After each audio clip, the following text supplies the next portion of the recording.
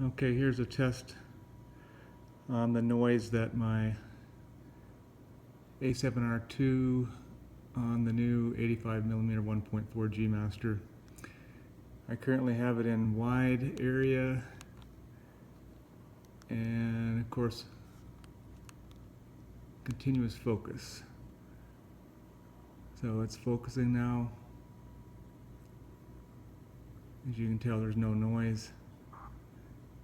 You can hear a tiny bit of noise as it focuses far in the distance. And I will switch to center focus and do the same thing. As you can hear, there's no noise.